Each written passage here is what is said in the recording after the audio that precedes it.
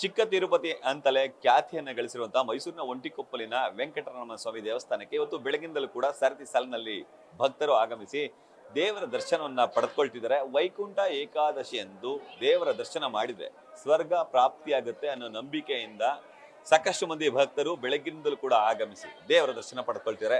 ನಮ್ಮ ಜೊತೆ ಮಾತಾಡ್ಲಿಕ್ಕೆ ದೇವಸ್ಥಾನದ ಪ್ರಮುಖ ಅರ್ಚಕರು ನಮ್ಮ ಜೊತೆ ಇದ್ದಾರೆ, ಮಾತಾಡಿಸ್ತಾ ಹೋಗ್ತೀನಿ. ಸರ್, ಸದ್ಯಕ್ಕೆ ಇವತ್ತು ಬೆಳಗಿನಿಂದ ಏನೆಲ್ಲ ಪೂಜಾ ವಿಧಿವಿಧಾನಗಳು ಜರುಗಿದೆ ಸರ್?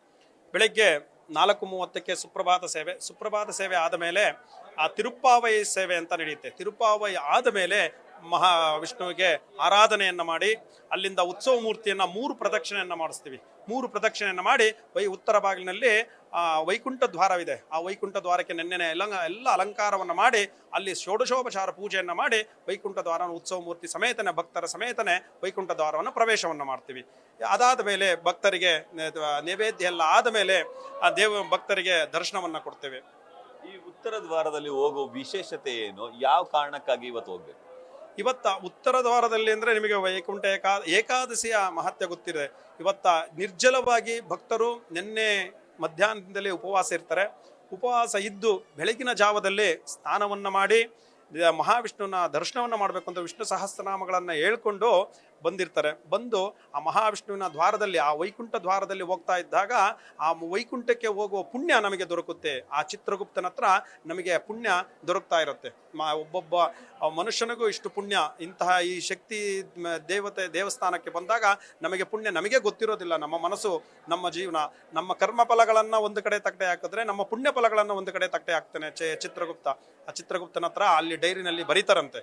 ಅವಾಗ ನಾವು ಏನು ಪುಣ್ಯವನ್ನು ಮಾಡಿದ್ದೀವಿ, ಇಂತಹ ವೈಕುಂಠ ಏಕಾದಶಿ ನಿರ್ಜಲವಾಗಿ ಉಪವಾಸವನ್ನು ಮಾಡಿ ಸಹಸ್ರನಾಮಗಳನ್ನು ಹೇಳಿಕೊಂಡು ದೇವರು ಮಹಾವಿಷ್ಣುವಿನ ವೈಕುಂಠ ದ್ವಾರವನ್ನು ನಾವು ಪ್ರವೇಶವನ್ನು ಮಾಡಿದ್ದೇವೆ ನಾವು ಏಕಾದಶಿಗಳಲ್ಲಿ ಅಂತ ಪುಣ್ಯ ಬಂದಾಗ ಆ ಮಹಾವಿಷ್ಣುವೇ ಬಂದು ಎಂತಹ ಕೆಟ್ಟದಾದಂತಹ ಕರ್ಮಗಳಿದ್ರೂ ಅದರಿಂದ ಸಾಗಿಸ್ಕೊಂಡು ಹೋಗ್ತಾನಂತೆ ಆ ವಿಷ್ಣು ವೈಕುಂಠ ದ್ವಾರದಲ್ಲಿ. ಪ್ರಮುಖವಾಗಿ ಈ ಒಂಟಿಕೊಪ್ಪಲಿನ ದೇವಸ್ಥಾನ ಚಿಕ್ಕ ತಿರುಪತಿ ಅಂತ ಕರೀತಾರೆ. ಚಿಕ್ಕ ತಿರುಪತಿ ಅಂತ ಕರೀಲಿಕ್ಕೆ ಪ್ರಮುಖ ಕಾರಣ ಏನು ಸರ್? ಪ್ರಮುಖ ಕಾರಣ ಅಂದ್ರೆ ರಾಮಾನುಜಾಚಾರ್ಯರು ಪ್ರತಿಷ್ಠೆ ಮಾಡಿದಂತಹ ವಿಗ್ರಹ ಇದು. ಇಲ್ಲಿ ಮೇಲ್ಕೋಟೆ ಹತ್ರ ನೀವು ತಿರುಮಲ ಸಾಗರ ಅಂತ ಇರುತ್ತೆ. ತಿರುಮಲ ಸಾಗರದಲ್ಲಿ ಅವರಿಗೆ 80 ವರ್ಷ ಆಗಿರುತ್ತೆ. ಕರ್ನಾಟಕಕ್ಕೆ ಬಂದಾಗ ಅವರಿಗೆ ಮತ್ತೆ ನಾನು ತಿರುಮಲಕ್ಕೆ ಹೋಗೋದಿಕ್ಕಾಗೋದಿಲ್ಲ, ನನಗೆ ಇಲ್ಲೇ ಒಂದು ದೇವಸ್ಥಾನವನ್ನು ತಿರುಪತಿಯನ್ನು ಮಾಡಬೇಕು ಅನ್ನೋ ಒಂದು ಭಾವನೆಯಲ್ಲಿ ತಿರುಪತಿ ಒಂದು ದೇವಸ್ಥಾನ ಶ್ರೀನಿವಾಸನನ್ನ ಪ್ರತಿಷ್ಠೆಯನ್ನ ಮಾಡಿ ಆ ಶ್ರೀನಿವಾಸನಿಗೆ ತಿರುಮಲ ಸಾಗರ ಅಂತ ಊರನ್ನಿಟ್ಟು ಸಾವಿರಾರು ಜನ, ಆ ಕಾಲದಲ್ಲಿ 2-3 ಸಾವಿರ ಜನನ್ನ ಆ ಊರಿನಲ್ಲಿ ಭೋಜನವನ್ನು ಇಟ್ಕೊಂತ ಇದ್ರಂತೆ. ಅಲ್ಲಿಂದ ಅದೇ ತರ ಅದು ಸಾಕಷ್ಟು ಕಥೆಗಳಿದೆ. ಅದನ್ನ ಮುಗಿಸ್ಕೊಂಡು ಇಲ್ಲಿಗೆ ಈಗ 90 ವರ್ಷಗಳಿಂದ ಇಲ್ಲಿ ಬಂದು ಪ್ರತಿಷ್ಠೆಯನ್ನ ಮಾಡಿದ್ದಾರೆ. ತಿರುಮಲ ಸಾಗರದಿಂದ ಇಲ್ಲಿಗೆ ವಿಗ್ರಹವನ್ನು ತಂದು ಇಲ್ಲಿ ಪೂಜಿಸ್ತಾ ಇದ್ದೀವಿ. ಇಲ್ಲಿ ಒಬ್ಬರ ಕನಸಿನಲ್ಲಿ ಬಂದು ಆ ವಿಗ್ರಹವನ್ನ ತಗೊಂಡ್ ಬಂದು ರಾಜನ ಆಜ್ಞೆಯಂತೆ, ಮಹಾರಾಜರ ಆಜ್ಞೆಯಂತೆ ಇಲ್ಲಿ ಪ್ರತಿಷ್ಠೆ ಮಾಡಿ ಪೂಜೆಗಳು ತಿರುಪತಿಯಲ್ಲಿ ಏನು ಪದ್ಧತಿಯಾಗಿ ನಡೀತಾ ಇದೆ ಅದು ಪ್ರಾರಂಭವಾಗ್ತಾ ಇದೆ. ಪೂಜಾ ಕೈಂಕರ್ಯಗಳೆಲ್ಲ ಹೇಗೆ ಸಾಕ್ತಿದೆ? ಪೂಜಾ ಕೈಂಕರ್ಯಗಳು ಹೇಗೆ ಸಾಕ್ತಿದೆ? ಬೆಳಿಗ್ಗೆಯಿಂದ ತುಂಬಾ ಪ್ರಮುಖವಾಗಿ ಚೆನ್ನಾಗಿ ಸಾಕ್ತಾ ಇದೆ. ಯಾವುದೇ ತರಹದ ಲೋಪದೋಷಗಳಿಲ್ದಲೆ ಚೆನ್ನಾಗಿ ಸಾಕ್ತಾ ಇದೆ. ಭಕ್ತರು ಏನಂತ ಹೇಳ್ತಾರೆ? ಭಕ್ತರು ನೀವೇ ನೋಡ್ಬೋದು ಇಂತಹ ಜನಸಾಗರವನ್ನ. ಭಕ್ತರು ಏನ್ ಹೇಳ್ತಾರೆ ಅಂದ್ರೆ ಇಲ್ಲಿ ಯಾವ ರೀತಿ ಪೂಜೆ ಆಗ್ತಾ ಇದೆ ಅನ್ನೋದನ್ನ ನೀವೇ ಈ ಜನಸಾಗರವನ್ನು ನೋಡಿ ನೀವೇ ಗೆಸ್ ಮಾಡಬಹುದು ಸರ್.